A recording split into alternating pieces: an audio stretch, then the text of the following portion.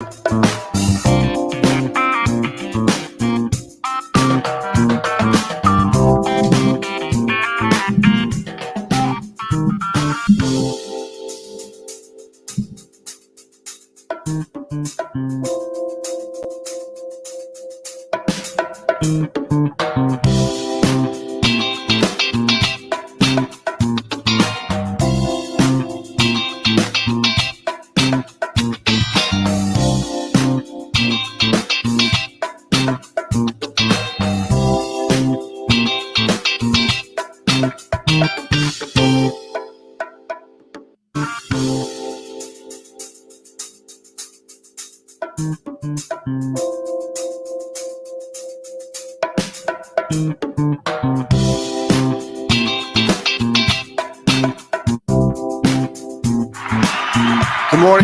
morning. Hope everyone had a great weekend. It's January 10th. This is I'm Dave McGard on Property Value, where we talk about commercial real estate here in South Florida, headlines that are going on in the news locally, always focused on South Florida commercial real estate. I am here with my co-host, Christian Along. Good morning. I say it right? Yes, sir. There we go. We're off on a good start. All right, cool. How was your weekend, man? Weekend was good. Just a lot of studying. We getting the training license done. Just pretty much just putting my head down and just studying the whole weekend. That's it, man. You just gotta soldier through. Yep. You'll get it. No worries. So, all right, man. Let's jump into this news. What do we got? What are we looking at? What's going on out there? So this first article is over by BizNow, and it's plans for Adam Newman's Miami apartments. Sound a wee bit familiar. Pretty much what it's talking about is the co-founder of WeWork has bought a couple of units. I believe it was over 400. And Newman famously led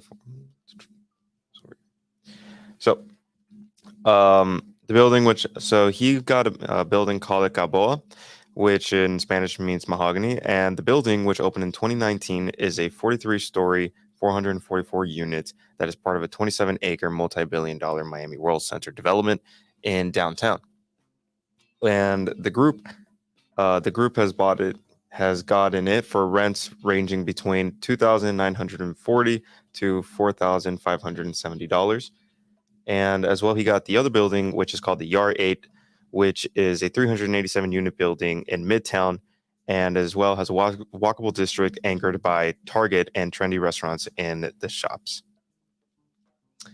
So what is it saying? He just bought into these? He bought some units, or he... So he bought the units, and the reason why is because, as Peterson said, he wants a sense of community and at the property that could be encouraged through programming. While nothing has been specified, some activities that have been speculated are things, for example, like having an artist go into the building and then having the tenants go and work with the artist, or as well food trucks that the tenants go and they vote for, and they decide what food trucks they want to come into the property, or as well wine tasting was another one that they're wanting to bring in. Peterson's whole philosophy around getting these units is to build a sense of community within the apartment building. And that's what his whole investment group has been talking about in this article. So he went into a condo development and bought a whole bunch of units. Yep. So he's going to do a master lease and then do his own community within a community. Mm-hmm. So that's interesting, man. Because I wonder why the condo association would even. How many units is he buying? Does it say? Does it say the total amount in the community, and then it say how many he's buying? Or is it just saying that he's going to buy some units? It was saying that he bought a couple. He bought a whole bunch of units. The loan is pretty much the really big thing that they were talking about. That it was over $40 million worth. But here we go. This is his other real estate property reported that includes mansions in the Miami area, multifamily projects in Nashville and Atlanta, and the 34-story. 639 unit society in Las Olas in Fort Lauderdale, which was promoted to be the largest co-living space in the country when it opened in 2020. So while we're not really seeing any definite numbers for these two properties, we're seeing from previous. See, I don't, you'd have to define co-living for me because I mean, co-living could be thinking of you live in a condo building and you're co-living with, you're sharing amenities, pools, gyms, saunas, all of those, that package. But co-living, I don't know if that's what they're talking about with co-living Mhm. because that's just typical, Right. So what I don't understand from the article, like what he's doing differently. I mean, I understand that he's the guy from, WeWork, Mhm. and he made out with a lot of money, and his business plan didn't do so quite well, and so this is his second chance or something like. I mean, I don't know because WeWork's still around, so Right. Well, based off what I'm reading this quote here from Peterson is that the idea is to provide more services, a better place to live, and at the end of the day, get paid a premium for doing that and produce a return for ownership. Peterson said the rental market in South Florida is increasing as rapidly as I've seen in my career. So it looks like he's go just back to the first paragraph. Read the first paragraph real quick, and then I'll transition into this because I pulled up the market of Palm Beach, Broward, and Miami-Dade. This is the overall market statistics. So Sure. On Tuesday, the Wall Street Journal reported that WeWork co-founder Adam Neumann has been quietly scooping up $1 billion worth of multifamily properties, including several apartment projects in South Florida. he bought the whole project. So he's been buying not just this But that's project, but different. multiple projects. No, but that's different than buying up units within a project. Mhm. He bought the whole project. Yeah. So We'll have to look more into that and see like what. Well, after the show, we'll Mhm. Google and see what. Because you said Yardi and there was another one, right? yeah, Yardade and Caoba. So they're saying basically what I'm hearing from you is that article is suggesting that he bought both of those buildings. With either those buildings or the majority of the units within them. Yeah, but I don't know. Well, okay. So this is what I want to show is, let me scroll out and make sure that this is lined up. Because we're speaking of multifamily and everyone talks about multifamily, especially down in South Florida. It's such a hot product. And the investment, the return on investment, everyone loves it. Everyone froths over it. A lot of capital chasing it. So the numbers that you see on your screen right now are the numbers from all three counties, Palm Beach, Broward, and Dade. So it says there's 500. I'm going to do approximate numbers, a lot of rounding and such. So bear with me. There's approximately a 508,000 multifamily units within the three counties. There's 35,000 units under construction as of today, January 10th. That's 34% up year over year. 34%. 508,000, almost 509,000. So in the 12-month absorption, there's 27,000 that were absorbed last year. So with 35,000 under construction and 27 absorption last year, looks like almost all of those under construction could be absorbed. Now, we don't know when those are going to be delivered. Those could be delivered. It just says they're under construction, could be delivered this year, next year, 36 months from now. The vacancy rate for the three counties is 3.2%. That's down 3% year over year. 3.2%. That's enough for people to move in and move out. Mm-hmm. Now, market rent per unit for the three counties is almost $2,000. $1,925 is the average for the three counties. That's 18% increase year over year.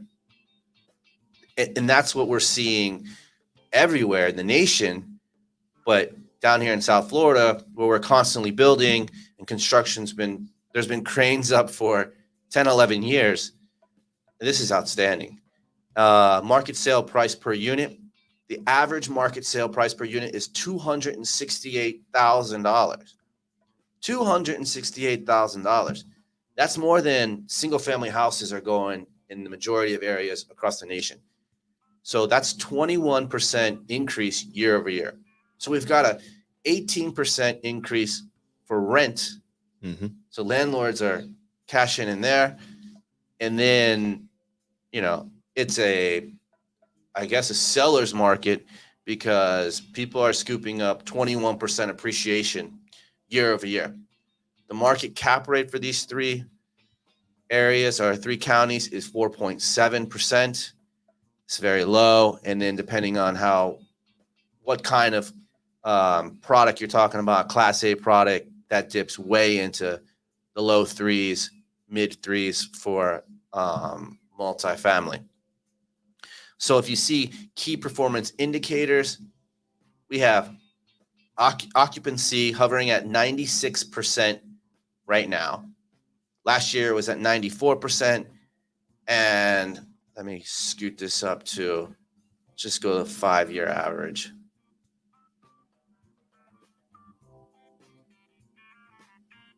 Five-year average is 94. We're hovering at 96, almost 97. 12-month absorption units.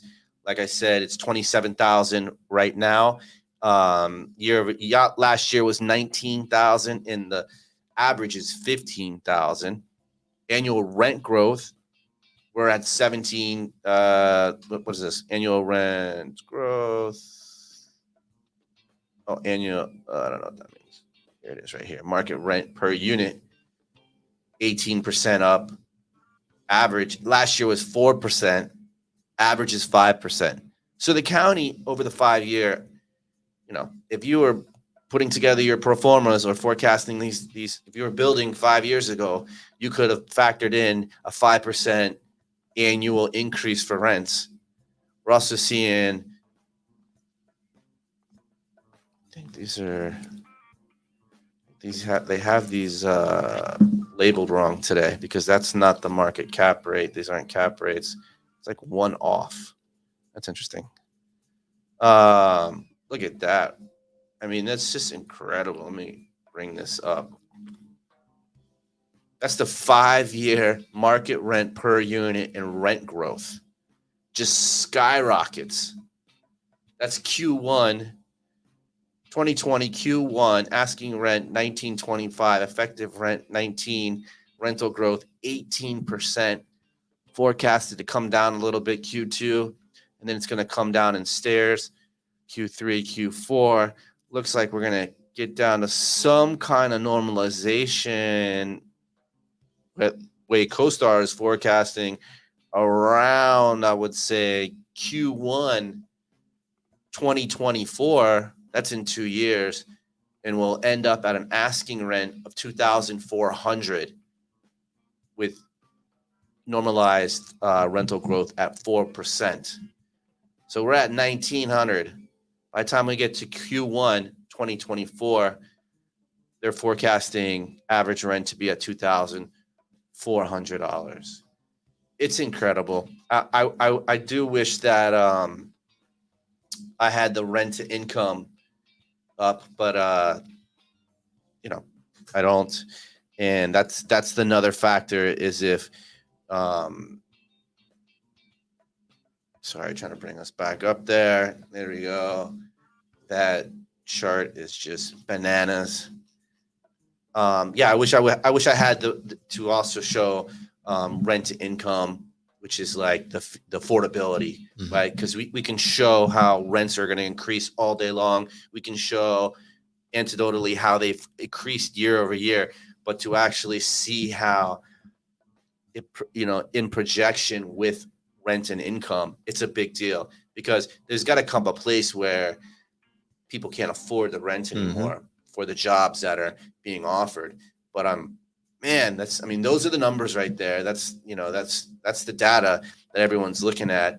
And all week I'm going to show that was the multifamily data. Tomorrow, I guess I'll pick up industrial, and then we'll do retail, and we'll finish it off with office for the 3 counties. And next week I'll just hone in on Miami-Dade and see what those, how those compare with what we're showing here. But man, robust numbers. 35,000 units under construction, 27,000 12-month absorptions, 3.2 vacancy rate, market rent at $1,900, and market sale price per unit at $268,000. Incredible, man. Incredible. It's definitely pretty insane to think about. I'm very curious as to, with that 35,000 under construction units, is where those numbers are majority going within the 3 counties, like a majority of that 35,000 in Miami-Dade or in Fort Lauderdale or in Palm Beach County, to kind of see where the focus is for that construction, and as well how it's going to respond with the rent. Because as you mentioned, the rent is really high. And those are all downtown stuff, man. Those are focusing on all metros, like our downtown area, the downtown Fort Lauderdale area, and the downtown area of West Palm, where you were talking about where the related group were buying those office buildings and such. But yeah, man, I'll dive in that tomorrow. I mean, we won't see how those numbers play out tomorrow, but we'll see how it plays out next week, and we'll just keep following up and seeing. This is it's great to track this stuff and everything. Anyways, so those are numbers. They're huge in Miami or South Florida. What else you got going, man? What do you got going on? So this one's from The Real Deal, and it's Little Havana apartment building being targeted in $15 million mortgage foreclosure suit. The complaint claims $10 million in principal and an interest growing beyond $5 million. So this apartment building is called the Columbus Apartments, and it's tied to the Miami-based Suncoast Construction Group, and it is over in Fifth Apartments at 514 Southwest 22nd Avenue. It is a 72-unit building, and it is 8 stories. And the building was slapped with a $14.7 million foreclosure lawsuit, the second such case to embroil the property in 3 years. So what's the lawsuit like? Give us the bullet points. Like what's right. So the lawsuit is coming in from COS Investments. They're the ones that are suing Columbus Apartments, and they're suing them because they are saying that they owe the investment company $9.7 million in principal with $61,730 in accrued interest, with, of course, the default interest rate being at $4.9 million with a 24.5% annual interest rate. So why? I mean, did they build this? Is it being built? They didn't build it, right? So Columbus originally got the loan of a $9.3 million loan from Ocean Bank. So it looks like COF maybe bought that loan and then from Ocean Bank and then is now coming after them, because the mortgage foreclosure filings has been more frequent over the past year, and but it's mainly been focused on the hospitality properties. By contrast, the South Florida multi-market has prospered because of high demand of pushed-up rents. I mean, that's what we just read right now, right? We just, and we showed that it's being forecasted out for another 2 years. I mean, it's gonna step down in tiers, but when it's all said and done, average rent should be about $2,400. So I don't understand. The article is that this is just they built this, they didn't build it, they defaulted. They probably couldn't get the rest of the construction loan. Right. What? So COF claims. Is this building constructed though? Yes. So this building's already up. It opened up in 2019. Okay. And the COF interest group is claiming that the interest in the apartment building that supersedes that of the Lake Worth development, because Lake Worth development is also a defendant in the case. And still ownership is under dispute as Columbus Apartment is appealing to Butchico orders. So it looks like it's a really messy case onto a whole bunch of people trying to claim their portion of the money, while COF is trying to compile all of it. Man, your 2 articles have been confusing. give me I'll go into this one. I'll save us. Find something easier, because I don't. It's a lawsuit, right? Right. And it's not really telling us. They're just saying that there's a lawsuit, there's a foreclosure going on in that building, and let's. So U.S. hotels. This article is from STR data, found on CoStar's front page. U.S. hotels set performance records over holidays. Guests book more rooms than ever in week between Christmas and New Year's Eve. That's awesome. So this is the picture showing New York going crazy, confetti, and then oops. Go back to us here. Says U.S. hotel demand. So Christmas Day hotel occupancy also set record in the U.S. at 47.3%. That was just Christmas Day. 47.3%. I think a lot of people would hear that, especially after me just talking about multifamily in South Florida where vacancy's at 3%. Here's occupancy nationwide on Christmas at 47.3%. And that is a record for that day. If you look at occupancy for the 7-day period from Christmas to New Year's, that's usually what I would think about for that time off period, is at 53.7% for the nation. 53.7% still seems low, right? So 53.7, remember that number. And then we go down and we say, okay, that was national, but we don't, here we are in Miami-Dade. Here we are in South Florida. So how does that even compare with South Florida? You might ask yourself. Well, what were the hot markets? Hotel markets and resort destinations performed well over the 7-day holiday period, led by the Florida Keys with an occupancy of 89%. That's robust. The nation was at 50%, give or take. Florida Keys, 89%. We know where everyone went. Other markets regarding strong occupancy included Fort Myers, Orlando, and Miami, Florida, Tennessee, and Hawaii. So it says limitations placed on Times Square, New Year's celebration, along with temporary closings of many Broadway shows due to staffing shortages caused by Omicron, resulted in weaker than anticipated New York City hotel occupancy, which was at 66%. So even though New York was above the national trend, they're saying that they were still down because of Omicron or politics or what have you that's keeping that, the New York and LA kind of closed off.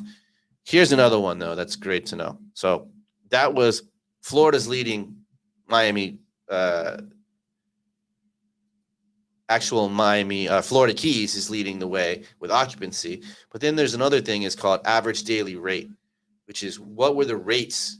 So, you could have high occupancy if you're not charging a lot, right? And then it also goes on. So if you're not charging a lot or, depending on what's the government or the constraints on flying and all these kind of nuanced things.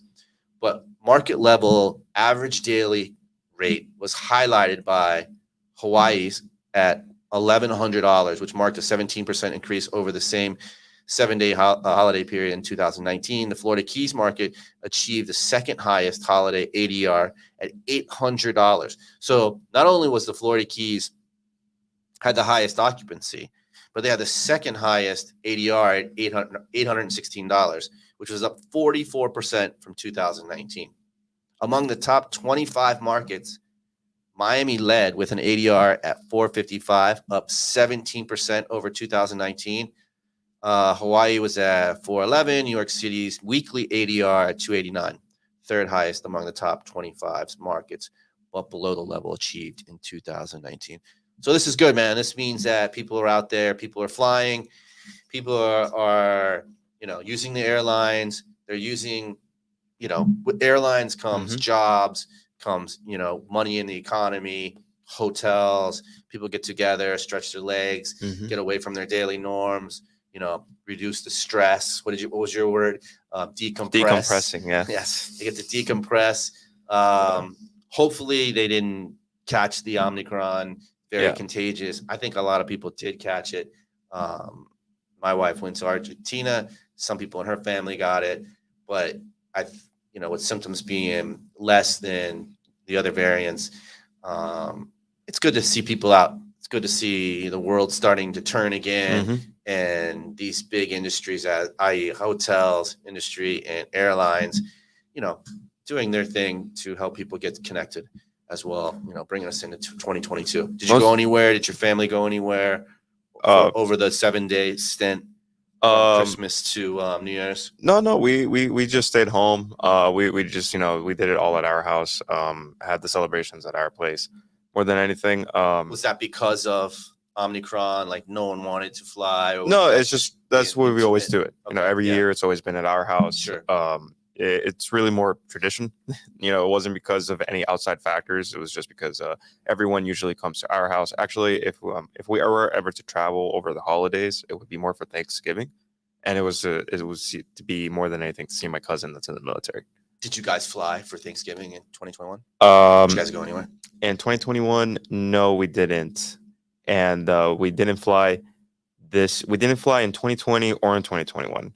And in 2020, it was because of, obviously the virus and in 2021 that was also playing a bit of a factor for that. I was going to say that I'm really happy to see that the hotel industry is doing well, or rather recovering, I should say, because I remember that I was reading a while back, I want to say about maybe a month or two ago, about 2 months ago at this point, where I was seeing that hotels were offering all-in-one packages in order to attract people in, like hotels that you wouldn't even think of, like Concessions. like Marriott's, are just offering all in one packages at a low price too, a relatively low price for a Marriott, and it was to attract all these people in. So to see that over the weekend, over the holidays rather, that was pretty much working, it's really it shows to me that the industry is starting to recover, things are starting to finally hopefully normalize again, and then prices are going to start stagnating, and the economy is going to do well as well. Yeah, I mean, you see people flying to. The majority of people flew to Florida. And Florida's been open. Plus, you gotta have areas like Key West, right? So it's an open area place. You're outside, you're walking around, or you're in a boat, you're enjoying the water. You're not. I mean, to go to New York, people love going to New York, especially for New Year's Eve. But it's more of a closed off situation, right? And yeah, man, it's I just love Miami. I just love to see every time that our numbers are on top, and that our whether you're talking about hotels or air flights or migration or cryptocurrency or multifamily, Miami's on. Miami's hot, man. Yeah. It's a great place to live and work right now. So I'm enjoying it. I saw this other article. Speaking of people coming to Miami, this is in the Real Deal. The title is Silicon Valley Whiz Kid buys 1,000 museum. 1,000 Museum is the name of the building. It's a very cool architecture. You see this. It's a very expensive condo building here in the downtown area of Miami. And it says, Lucy, how would you pronounce that? Goo? Lucy Goo? Man, you're gonna throw me into the fire here. I would say Goo, no? Go? Maybe? Goo? Go? All right, let's see. Let's call her Lucy. Lucy, founder of 2 tech companies, bought the unit. How much did Lucy? Silicon Valley Whiz Kid and member of Forbes 30 Under 30 hard-coded 1,000 museum condo into her life for $6.7 million. Goo dropped out of Carnegie Mellon after receiving in 2014 the 2-year $100,000 fellowship, which was started by technology entrepreneur investor Peter Thiel. In 2016, she founded data labeling company Scale, which earned her a spot in Forbes 30 Under 30. In 2017, Scale became a Silicon Valley unicorn after 3 years, when it reached over $1 billion in value, according to published reports. Wow, she seems like she's had a nice roller coaster, just going up career. 2019, she founded venture capital firm Backend Capital, an early stage fund that invests in the next $1 billion engineers, according to its website. Wow. So we're here. Here we are. They talked about this a couple years ago, about Silicon Valley moving to Miami. And here you go. We have one of the big stars. I mean, she's buying a condo here. So, I mean, I guess, the next thing could be she brings her, company here, or a startup or an incubator, or it says the building features a rooftop helipad, wellness center with a gym, yoga facilities, relaxation pods, spa rooms, a sky lounge, bank vault, multimedia theater, offsite beach club, and a juice bar. Yeah, this is across the street from the museum. It's also adjacent to our basketball stadium, and real close to downtown, the financial district where we are in Brickell. It's also located quickly to Wynwood in the design district. And I mean, this is a really good location. If it's not on the water, though, it has water views because the museum's in front of it. But it's not located directly on the water, so it's not waterfront. But great tower, man, beautiful. I think it's beautiful, and it's bigger units as well. So it says in March of last year, London-based Ruben brothers sued for foreclosure on 15 unsold units, alleging the developers owed the balance of a mortgage totaling $82 million plus interest. About 3 weeks ago, the development team secured a $90 million lifeline in the form of condo inventory loan from. So it looks like they were getting sued as well as foreclosure, but they came up with another loan. And I guess selling this unit will also help. But so welcome Silicon Valley. Welcome Lucy. This is great. I love it, man. I love this. What you got? You got another article for us? Yep. So my final article is over by the South Florida Business Journal, and it's Blackstone buys e-commerce company's headquarters building in Doral for $11.45 million. And so say it again. So right. So Blackstone bought an e-commerce headquarters in Doral for 11.4 e-commerce headquarters. I wonder does that just mean industrial? Yeah. So e-commerce. Yes, this is a warehouse that they bought, and e-commerce is like majority. I know is what e-commerce. Oh, okay. I was just wondering, putting it together, like, because saying that they bought an e-commerce place. Right. I mean, it's usually we say they bought multifamily, industrial, office building, retail, or something like that. So they just kind of worded it differently. But it's okay, e-commerce, industrial. Sorry, go ahead, man. Oh, any good. So the PPD Investment Holdings managed a Skybox founder and CEO Paul V. Garleton sold 49,962 square footage warehouse / office.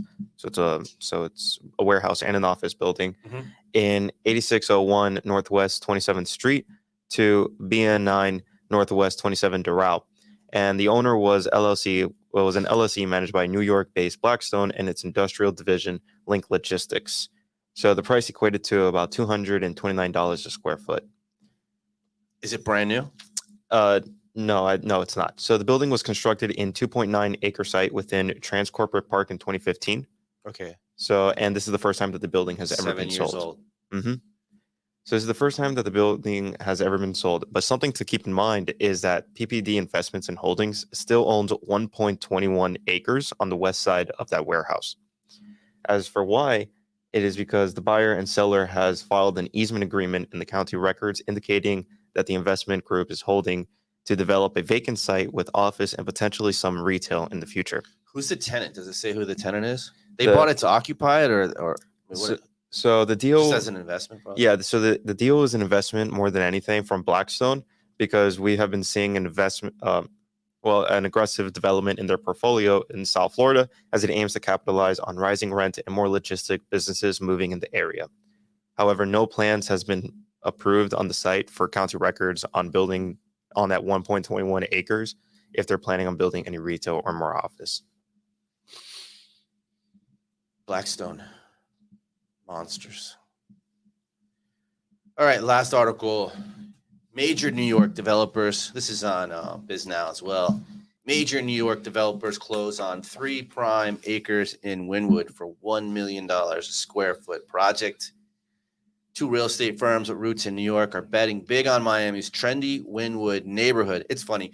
In 2022, we're saying they're betting big on Miami's trendy Wynwood neighborhood. They bet big on this neighborhood about 9 years ago. I mean, now it's like they're not betting big. They're just following the trend, because I mean, we've already have other developments in that submarket that are doing well. So they're just paying the high end number at the end. And but God bless them. I love to see Wynwood grow up and go from that old industrial sector into a beautiful live workplace. So it says on Miami's trendy Wynwood neighborhood, L&L Holding Company and Carpe Real Estate Partners have closed on a 3-acre assemblage to build the Wynwood Plaza. So it'll be called the Wynwood Plaza, a planned 1 million square foot project with office, residential, and retail space. So it is a mixed use community, I guess, plus a 25,000 square foot public plaza. The acquisition comes about a year and a half after the partners formed a joint venture for the project. According to the Real Deal, the developers closed on a 3-acre, 15 parcel assemblage. Let me just bring it up there. The deal involved 5 sellers. The site included the property formerly known as the Rubel Museum. Wynwood Plaza, designed by Gensler, will include a tower with 260,000 square foot of office space with that outdoor areas on every floor, plus a large roof garden, private gym for its tenants, an apartment built. There's your amendments. what did I say? Amendments? Amendments, yeah. No, your what was I trying to say? Amenities? Amenities, yeah. Amenities. We were talking about, last Mhm. week. Plans also call for a 668 space parking garage, 954 bike parking spaces. Wow, they really had to get that number perfect, right? 954 bike parking spaces. That's interesting. I've never seen that in I guess they're looking for a big biking community. I mean, if you go to Spain, you see bikes all over and scooters all over, but I've never Mhm. seen it in an article where they really count the biking spaces. All right, then. All right. Let's see what else it says. It says, we look forward to working with the local community to produce a lively new destination that honors and enhances the vibrancy of Wynwood Arts District. Wynwood really comes alive during Art Basel when you have all the obviously great art, but the cool thing and like the underlining of Wynwood is the graffiti that's up on all the Mhm. walls and over there. And I don't like it when they graffiti the new product, Mhm. but it's amazing when you see all the graffiti over the old product all over that submarket where the best graffiti artists across the world come there during I think it's the beginning of December is when Art Basel hits Miami. But what a spectacular event. If you've never been to, please come and check it out. The project is already generating a tremendous level of excitement. Rudder said a number of the world's most creative companies have already expressed strong interest in establishing Miami offices here. So you see it. There it is again. Another quote about Miami offices coming, relocating to South Florida. We see tech giants from Silicon Valley buying condos here. You see the multifamily robust industry with their numbers, 3% vacant, 35,000 units under construction. Mhm. It's just over and over and over, and it's exciting to be able to um, report on it and to read about it and to actually work on it. Mhm. So speaking about work, I think it's time to go to work. So we're gonna get out of here, and thank you, South Florida. Be here tomorrow. We're supposed to be doing it at 8 a.m. Trying to get there. Trying to get there. All right, man. It's Miami time. It's Miami time. Let's do this. Goodbye. Have a great day. Bye, everyone.